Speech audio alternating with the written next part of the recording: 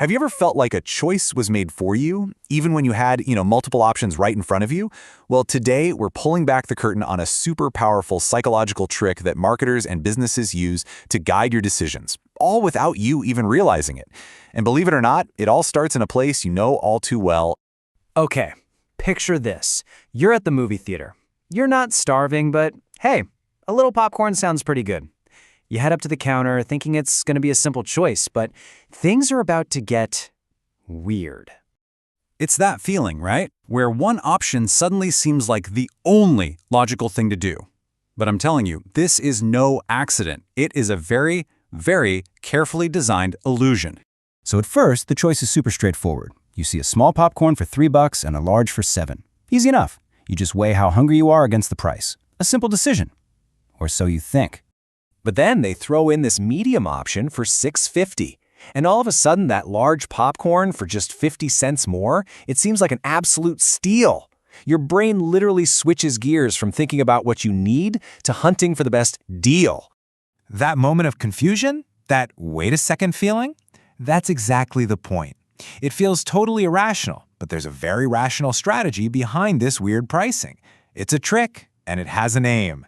What you've just experienced is called the decoy effect. It's this powerful cognitive bias that totally shifts your preference between two options just by introducing a third, less attractive one. Now, the crucial part is this. The decoy is specifically designed to nudge you towards a pre-selected option.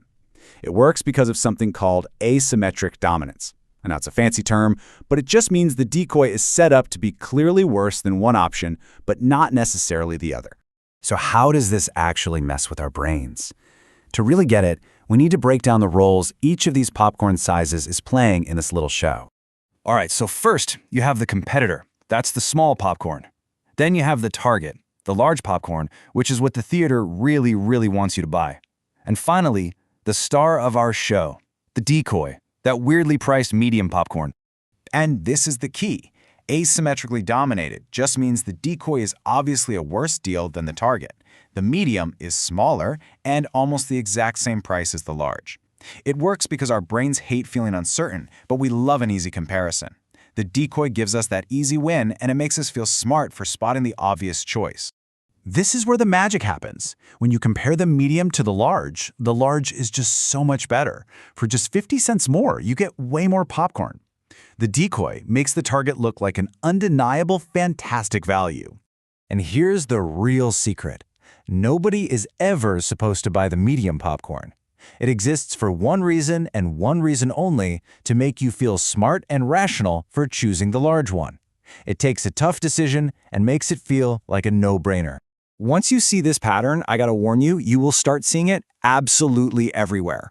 This isn't just about snacks at the movies. It's a fundamental tool in pretty much all of marketing and sales. I mean, think about software plans. You've got Basic, you've got Pro, and then some weird Plus tier that's priced just right to make the Pro look amazing. Or smartphones, where a mid-range model exists just to make the expensive ones seem like the smarter buy. It happens with your coffee, your phone plan, you name it. So, what does this all mean for you? Well, knowing about the decoy effect is kind of like getting a new superpower. It lets you see the hidden architecture of the choices you're being offered. Look, the most important thing to remember is this. When you're faced with 3 options and one of them seems a little off, just pause.